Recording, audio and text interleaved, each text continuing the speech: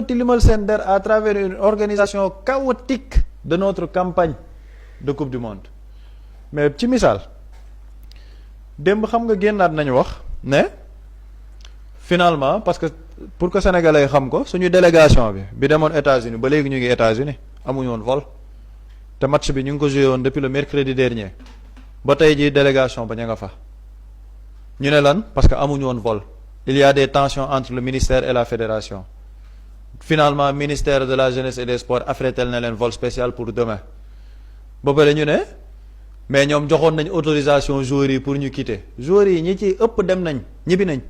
Habib Diarra mu ngi Sénégal hier soir Lamine Camara El Hadj Malick Diouf et Sadio Mané ont quitté les États-Unis pour ñëw et dans des conditions difficiles nag il faut le dire Lamine Camara ak El Hadj Malick Diouf ils ont été obligés de faire benn escale à Paris pour après ñëw au Sénégal escale boo xamante ni ils ont perdu énormément de temps avant ñoo ñëw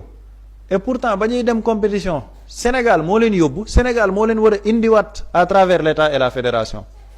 mais ils ont voyagé par leurs propres moyens c'est-à-dire que ñoom ñoo jëndali seeni bopp seeni billets pour quitter foofu te du yoon normalement du début à la fin de la compétition ils doivent être pris en charge par l'État et la fédération moo tax ma ni il faut une commission d'enquête parlementaire te commission d'enquête parlementaire bi c'est depuis le début gis nga il faut qu'on donne l'occasion à madame Khady Diène Gaye d'expliquer ce qu'elle a vécu ci lobby yooyu noonu ñuy wax lobby fédération yeeg yooyu noonu yëpp bu ñëwee dina expliquer ce qu'elle a fait lors de la Coupe d'Afrique en termes de budget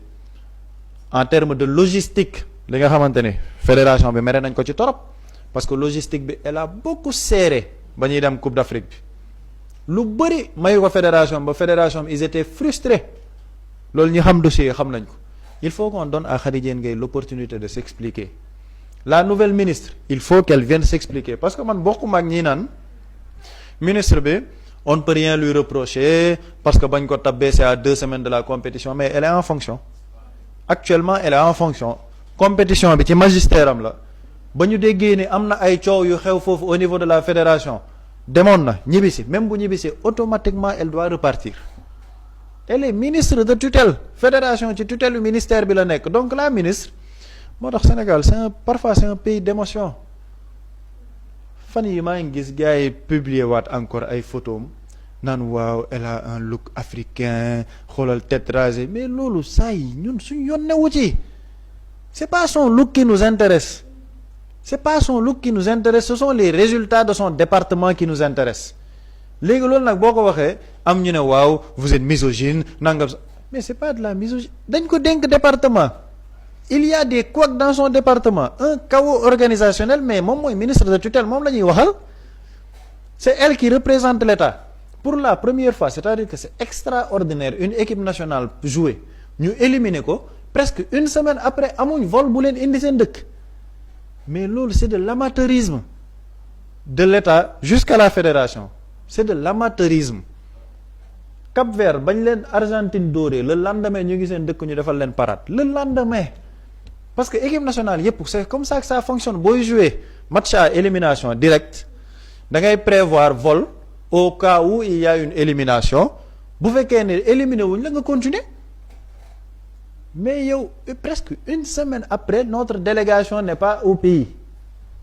et c'est la même fédération qui ose di génne ay communiqué naan dañoo bëgg tilimal seeni der au niveau des sponsors au niveau des partenaires internationaux et que ñoom ce sont même des gens qui sont bénévoles mais à qui il parle il faut qu'il respecte l'intelligence des Sénégalais moo tax keroog ma waxoon ko ci plateau bi te ma koy waxaat il ne faut pas que les gens jettent en pâture Pape Thiaw parce que ñoom seen wax yépp gis nga ñu ngi déplacer le curseur bu njëkk ba Pape Thiaw la woon actuellement ci lan la ñu nekk di te Sénégalais yi waaw il y avait un problème au niveau des cadres Sadio Mané il jugeait que Kalidou Koulibaly mënul woon football loolu c'est une cuisine interne du staff technique ça c'est pas le plus grand problème de notre compétition loolu du problème bi gën a mag de d'accord ce sont des problèmes Pape Thiaw il a eu des problèmes techniques dans ses choix Kalidou Koulibaly il n'était pas à 100% bu fekkee ni dafa xuloo ak Sadio Mané ce sont des problèmes mais loolu yàgg na am ci ay équipe képp ku compétir ci football xam nga ni loolu yàgg na am ci ay équipe mais le plus grand problème c'était l'organisation et loolu les responsables c'est la fédération et le ministère de tutelle ñooñu ñoom ñooy les principaux artisans de notre échec ñooñu la par ordre de responsabilité moo tax keroog ma ne il ne faut pas qu'on sacrifie Pape Thiaw il a eu un coaching boo xamante ne défaillant tout le monde l'accepte mais ce n'est pas l'agneau du sacrifice. La fédération, à sa tête, le président de la fédération, Abdoulaye Fall, il doit des explications aux Sénégalais. Manque de respect, xam nga fan la tàmbalee coow li ba mu commencé au niveau des États-Unis ba ñu ne bon Pape Thiaw signé wul contrat wam nangam sax ba tey loolu expliqué wuñ ci on envoie qui El Hadj Diouf c'est-à-dire que on envoie El Hadj Diouf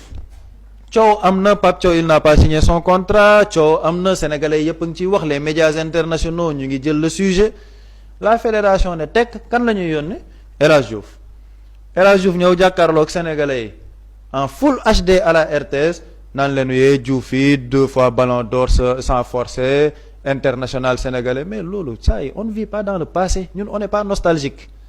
El Hadj Diouf on le respecte c'est une légende du football sénégalais mais aussi c'est une légende qui n'a rien gagné pour l'équipe nationale si on se dit les vérités.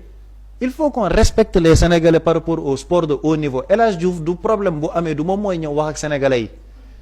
c'est la fédération qui doit venir parler aux Sénégalais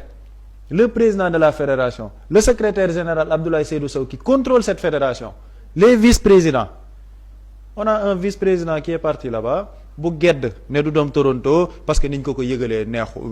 baaxul c'est-à-dire qu'on a une fédération qui se chamaille là-bas. Après ils reviennent pour dire que non gars yi dañoo bëgg tilimal seen der ñoom ñoo tilimal seen der et ils doivent des explications au peuple sénégalais parce que ñoom ñooy principaux responsables de l'échec de l'équipe nationale